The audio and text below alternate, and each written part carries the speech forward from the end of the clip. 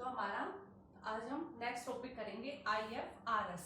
ठीक है, IFRS हम अकाउंटिंग प्रमाप पढ़ रहे हैं। ठीक है, हमारा नेक्स्ट है IFRS।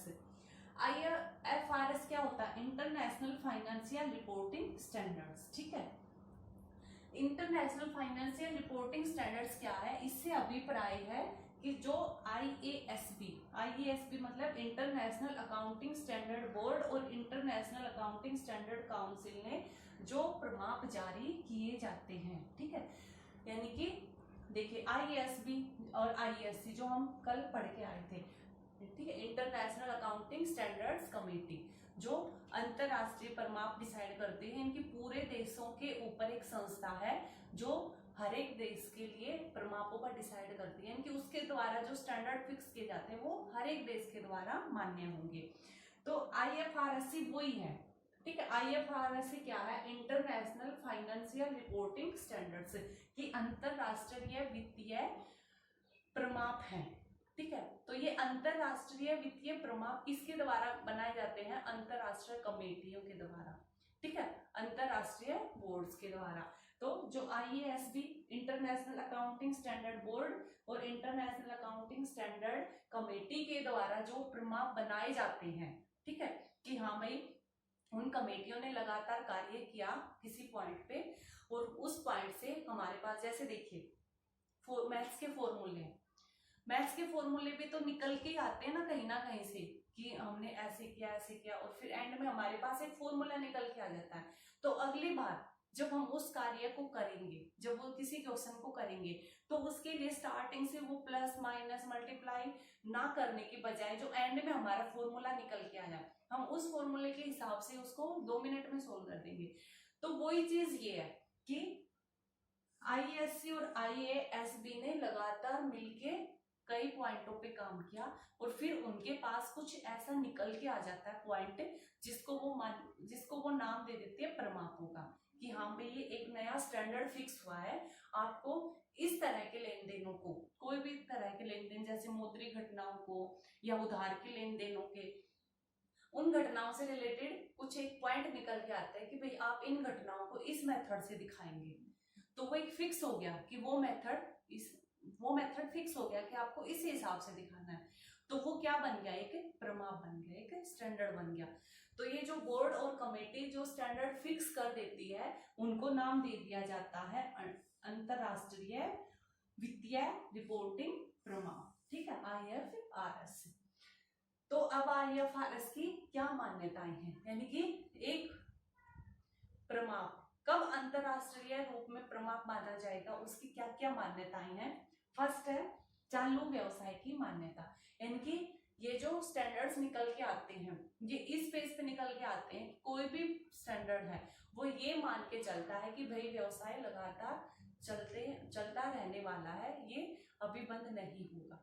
जैसे हमने पीछे भी हम पढ़ के आए थे कि व्यवसाय की मेन विशेषता क्या होती है कि हम ये मान के चलते हैं कि व्यवसाय अभी निकट भविष्य में बंद नहीं होने वाला, ये लगातार चलते रहने वाला है। तो जो भी प्रमाप होते हैं वो इसी बेस पे होते हैं कि भाई वो यही मान के चलते हैं कि बिजनेस अभी नहीं बंद होगा, ये लगातार चलेगा।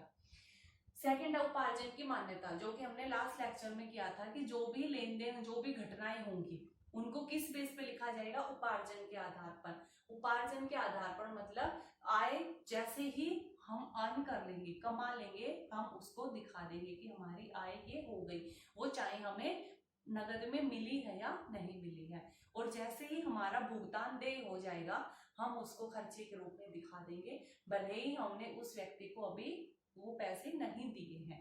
तो इसके बारे में पूरा आपको मान्यता वाले चैप्टर में समझाया था। मुद्रा माप की मान्यता, वही पॉइंट कि ये उन्हीं घटनाओं को लेके चलती है जो घटनाएं किस में होती है? मुद्रा में, या फिर जिनका हम मूल्य मुद्रा में माप सकते हैं, सिर्फ उन्हीं घटनाओं को ये शामिल करती है। नेक्स्ट है स्थिर क्रय शक्ति मान्यता। ये जो प्रमाप इस पॉइंट को मान के चलते हैं कि व्यवसाय में एक स्थिर परचेज पावर होगी। ठीक है, स्टेबल परचेज पावर होगी। ये क्या होता है कि कई बार देखिए अब जैसे इस साल क्या हुआ, कोरोना की वजह से जो है एकदम मंदी की मार हो गई, मार्केट में कुछ बिक्री नहीं हो रही, बिजनेस बंद है, कुछ ऐसा ज्यादा प्रोग्रेस नहीं हो रही, तो इस वाले साल के रिपोर्ट्स को, इस वाले साल के डाटा को हम पिछले वाले साल के डाटा से कंपेयर नहीं कर पाएंगे, क्योंकि वो एक नॉर्मल ईयर था और ये साल नॉर्मल साल नहीं है। इसमें काफी कुछ बदला है, और वो बदलाव भी किसकी वजह से हुआ? नेचर की वजह से, जिसका हमारा जिसके ऊपर कोई कंट्रोल नहीं है। तो जो ऐसे रीजन्स के हिसाब से, मतलब जो अननेचुरल है, ठीक है, मतलब जो हमारे हाथ में नहीं है, उन चीजों की वजह से कई बार ना कोई साल ऐसा निकल के आ जाता है कि बहुत ज्यादा उथल पुथल हो जाता है, या तो बहुत ज्यादा महंगाई हो जाती है, या बहुत ज्यादा कमी हो जाती है। तो उस साल के डाटा को हम पिछले साल के साथ कंपेयर नहीं कर पाएंगे। तो यहाँ पे क्या करते हैं कि हम इस साल के डाटा को इस तरह से शो करेंगे कि भाई अगर सब कुछ साल जो है नॉर्मल चलता, ये बीमारी नहीं होती या ये बाढ़ नहीं आती, कुछ भी जो उस साल में कुछ ऐसा घटित हुआ है जो कि नॉर्मली घटित नहीं होता, तो जो ऐसा घटित हुआ है उसकी वजह से जो रिजल्ट आया है, हम उस रिजल्ट को नहीं लेंगे। जैसे हमारी कोई वस्तु मान लीजिए नॉर्मली 20 रुपए की बिकती हुई आ रही थी, और इस साल वो अचानक से उसकी रेट बढ़ गए 100 रुपए, तो हमें पता है कि ये वस्तु 100 रुपए की सिर्फ इसी साल बिकी है, पिछले सालों तक ये 18, 20, 18 ऐसे नॉर्मल चलती आ रही थी।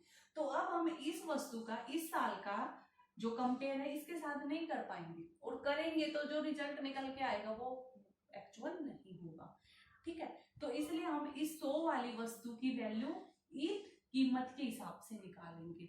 वो कैसे है, वो एक लंबा चौड़ा प्रोसेस है, आप आगे की क्लासेस में पढ़ेंगे कि जब ऐसे मुद्रा में चेंज होता है तो हम मुद्रास्फीति के वैल्यू में जो चेंज आया है मुद्रास्फीति की वजह से, उस चेंज को हम नॉर्मल रूप में लेके आएंगे, ठीक है। तो आप बस इतना ही रखना है कि हम इसकी वैल्यू इसी हिसाब से निकालेंगे कि इस साल में ये कितने में बिकती, और फिर हम कंपेयर कर लेंगे, क्योंकि यहाँ पे जो 100 रुपए की कीमत हुई ना, ये कुछ और वजहों से हुई है, ठीक है। तो इन ऐसी वजहों को हम शामिल नहीं करेंगे। तो ये मान्यता है कि हम एक स्थिर क्रय शक्ति, यानी कि जो स्थिर रूप से चलने वाला जो रेट था, जो पावर थी, हम उसी को लेंगे। जो अचानक से क्रय शक्ति परचेज का जो अचानक से या कोई कीमतें अचानक से बढ़ी है, हम उनको शामिल नहीं करेंगे, क्योंकि वो अचानक से किसी और वजह से हुई है, ठीक है। तो ये भी इसकी एक मान्यता है। नेक्स्ट है इंटरनेशनल फाइनेंशियल रिपोर्टिंग स्टैंडर्ड्स की आवश्यकता, कि इन स्टैंडर्ड्स की आखिर आवश्यकता हमें क्या पड़ी। तो फर्स्ट तो देखिए नाम से ही है कि अंतरराष्ट्रीय पूंजी बाजार तक सरलता से पहुंचना। अब देखिए एक फर्म अपने ही देश में लगातार कार्य करती है, अच्छा खासा लाभ कमा रही है, तो हर एक फर्म चाहेगी कि भाई मैं इस देश से दूसरे देश में भी कार्य करूं, अपने बिजनेस को फैलाऊं। तो दूसरे देश में जब एक फर्म काम करना चाहेगी तो हर एक देश ये देखेगा कि ये फर्म एक्चुअल में कैसी है, ठीक है। दूसरे देश में उसको जाने से पहले दूसरे देश के व्यक्ति, हर एक व्यक्ति यही चाहेगा कि मैं इस फर्म में, इस कंपनी में पैसे लगा तो रहा हूँ, आखिर ये है कैसी, कितना लाभ कमा रही है, कैसी सिचुएशन है, क्या पोजीशन है इस कंपनी की। तो वो व्यक्ति अब हमारे देसी रिकॉर्ड तो नहीं देखेगा ना कि भाई हाँ हमने अपने हिसाब से तैयार कर रखे हैं, जो अंतरराष्ट्रीय रूप से अपने रिजल्ट्स को कैसे दिखाते हैं, उन मेथड्स के अनुसार जिस फर्म ने, जिस कंपनी ने अपने रिजल्ट मेंटेन कर रखे हैं, अपनी रिपोर्ट्स तैयार कर रखी हैं, तो वो व्यक्ति उन रिपोर्ट्स को देखेगा और डिसाइड करेगा कि हाँ भाई फर्म तो अच्छी खासी है, लाभ भी सही कमा रहे हैं, मेरे को इसमें पैसे लगाने चाहिए। लेकिन एक दूसरी फर्म है जिसने अपनी मर्जी से अपने ही मेथड लगा रखे हैं, तो कोई भी जो दूसरा देश का व्यक्ति है, कोई दूसरे देश की सरकार है, वो उस कंपनी पे भरोसा नहीं करेगी। तो अगर आपको दूसरे अंतरराष्ट्रीय मार्केट में भी अपनी पहुंच बनानी है तो जरूरी है कि आप अपने रिजल्ट्स को, आप अपने खातों को, अपने स्टेटमेंट्स को स्टैंडर्ड्स के हिसाब से तैयार कीजिए, ताकि हर एक मार्केट में वो सेम रिजल्ट्स दिखाए। ये ना हो कि किसी मार्केट में आपका कुछ रिजल्ट शो हो रहा है, किसी मार्केट में कुछ और रिजल्ट शो हो रहा है, ठीक है। नेक्स्ट है तुलना करना सरल, वो हम ऊपर भी पढ़ के आए हैं कि अगर वो एक जैसे इन स्टैंडर्ड्स को मान के चलेगी तो फर्म क्या करेगी, अपने रिजल्ट्स की तुलना दूसरे फर्म के साथ भी कम जो है आराम से कर पाएगी और ये देख पाएगी कि मैं उससे कितना पीछे हूँ या कितना आगे हूँ। नेक्स्ट है वित्तीय रिपोर्टिंग में एकरूपता। वित्तीय रिपोर्टिंग यानी कि फाइनेंशियल रिपोर्ट देना। हर एक फर्म अपनी रिपोर्ट देती है साल के आखिर में, गवर्नमेंट को या जनता को पब्लिश करती है। तो वो जो रिपोर्ट्स हर एक फर्म की निकल के आएगी तो आम जनता या सरकार उनको आराम से जो है तुलना कर पाएगी, ठीक है। और उसमें रिपोर्टिंग में एक रूपता भी होगी। उसमें मतलब ये नहीं होगा कि एक फर्म का कुछ रिजल्ट दिख रहा है, एक फर्म का कुछ अलग ही रिजल्ट दिख रहा है। अगर एक जैसी फर्म्स हैं और उन्होंने इन प्रमापों के हिसाब से कार्य किया है तो जो रिजल्ट्स निकल के आएगा वो एक जैसे ही होंगे। मतलब हमारे पास समझने में हमें आसानी होगी क्योंकि दोनों ने एक मेथड अप्लाई किया है, तो हम आराम से समझ पाएंगे उन दोनों फर्मों को, और समझ पाएंगे तो हम तुलना भी कर पाएंगे। नेक्स्ट है विदेशों में एकत्रित पूंजी की लागत में कमी। हर एक फर्म को देखिए पैसे की जरूरत पड़ती है हर एक कंपनी को। तो आजकल हम देखते हैं कि एक व्यवसाय सिर्फ एक देश तक सीमित ना रह के कई देशों तक जो है फैला हुआ है। इसलिए अगर उसको विदेशी पैसा भी चाहिए है तो उन्हीं कंपनियों में जो है बाहर के लोग पैसा लगाते हैं जिनके रिजल्ट्स पे उन लोगों को भरोसा होता है। तो अगर विदेशों से कोई पैसा चाहिए तो जरूरी है कि आप अपने फर्म के रिकॉर्ड जो है, जो अंतरराष्ट्रीय रूप से जो मेथड्स तय किए गए हैं आप उस हिसाब से दिखाइए, ताकि अंतरराष्ट्रीय जो व्यक्ति हैं वो आपकी फर्म पे भरोसा कर पाए और आपकी फर्म में पैसे लगा पाए, ठीक है। तो जब वो पैसे लगाएंगे, जब आपके ऊपर सबको भरोसा होगा तो आप जो है विदेशों से अंतरराष्ट्रीय तौर पे पैसे को उधार ले सकते हैं, ठीक है। नेक्स्ट है संपत्तियों का सही और उचित मूल्यांकन। इससे क्या होता है कि जो प्रमापों के हिसाब से अगर आप अपनी संपत्तियां और दायित्वों को दिखाते हैं तो आप उसका सही मूल्यांकन कर पाएंगे कि हाँ एक्चुअल में मेरी जो है ये संपत्ति है ये किस रेट की है, किस पोजीशन में है, इसकी क्या स्थिति है, ठीक है। क्योंकि एक प्रमापों के हिसाब से आपने हर एक अपना कार्य किया है। कपट और हेराफेरी करना कठिन होता है। हमें पता है, जब हमें ये पता है कि आपको इस हिसाब से ये कार्य करना है तो वहां पे आप कपट और हेराफेरी नहीं कर पाएंगे। जैसे आपके पेरेंट्स आपको 10 रुपए देते हैं और दुकान पे भेजते हैं कि आप जो है एक पैकेट ले आना, कोई भी मान लो जी ब्रेड का पैकेट बोल दिया कि आपको ब्रेड का पैकेट लेके आना है और आपको 10 रुपए दे दिया और उस ब्रेड की जो पैकेट की कीमत 10 ही रुपए है, तो आपके पेरेंट्स को पता है कि जाएगा तो 10 रुपए का ब्रेड का पैकेट ही लेके आएगा क्योंकि और कोई ऑप्शन है ही नहीं। 10 रुपए दिए हैं और 10 का ही ब्रेड का पैकेट आएगा, तो ये कहीं कुछ पैसे की गड़बड़ नहीं करेगा। लेकिन उन्होंने आपको दिए हैं 50 रुपए और एक ब्रेड का पैकेट मंगाया है जो कि अलग अलग है, ठीक है, 12 का भी है, 15 का भी है और जो है बिना रेट के हैं कि उस पैकेट के ऊपर रेट नहीं लिखा है कि वो कितना देगा। हर एक दुकानदार अपनी मर्जी के हिसाब से दे रहा है। तो आपके पेरेंट्स आपको 50 रुपए दे के भेजेंगे तो आपके पास पूरे जो है ऑप्शन है, आप झूठ बोल सकते हैं कि पापा 20 रुपए का आया है, 25 का आया है, और जबकि वो 10 रुपए का है। लेकिन वहां पे ना तो उस पैकेट के ऊपर लिख रखा है और ना ही जो है दुकानों पे फिक्स रेट है उसका। हर एक की अपनी मर्जी है, कितनी भी रेट का दे देता है। तो वहां पे देखिए छल कपट हुआ। लेकिन जब पहले से ही फिक्स है रेट की 10 मतलब 10 का मिलेगा तो वहां पे आप कुछ छुपा ही नहीं सकते। अगर आपके पेरेंट्स 50 रुपए भी देंगे तो आप आगे ये नहीं कह सकते कि 12 का मिला है, क्योंकि उसके ऊपर है फिक्स है कि 10 का है तो 10 का है। तो ऐसे ये है कि ये प्रमाप जो है फिक्स होते हैं कि इस कार्य को इस तरह से करना है, ठीक है। तो वहां पे आप जो है हेरा फेरी नहीं कर सकते, ठीक है। तो ये थी इसकी आवश्यकताएं। अब है IFRS के लाभ, इंटरनेशनल फाइनेंशियल रिपोर्टिंग स्टैंडर्ड्स के क्या लाभ है। फर्स्ट है विश्वव्यापी संचालित संस्थाओं को सहायक। जो संस्थाएं पूरे विश्व में फैली है, यानी कि जिनका बिजनेस किसी एक देश में नहीं है, उनका बिजनेस जगह जगह कई देशों में फैला है, तो ये जो है उनकी सहायता करती है। कैसे?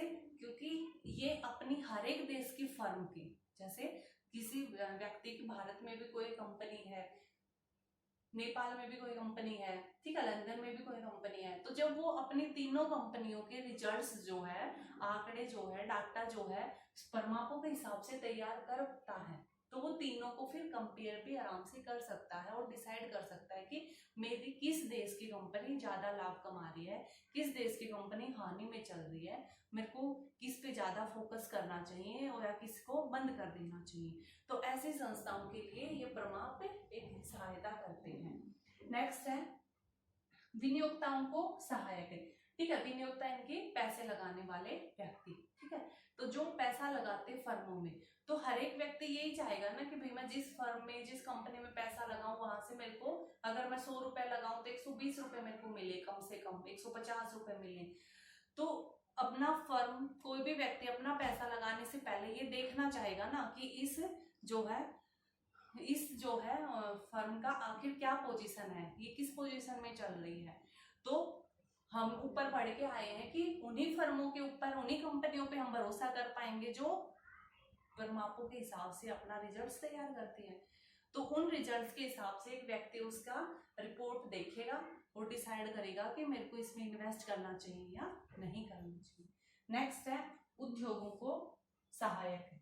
ठीक है, उद्योगों में भी ये सहायता करती है कि हर एक उद्योग से जुड़ी हुई हर एक कंपनियां एक तरह की रिपोर्ट्स तैयार करेगी, तो वहां पे कंपेरिटी होगी, तुलनात्मकता होगी, हर एक फर्म अगली बार उससे आगे निकलना चाहिए। तो हेल्दी जो है इन्वायरमेंट होगा, एक हेल्दी कंपटीशन होगा।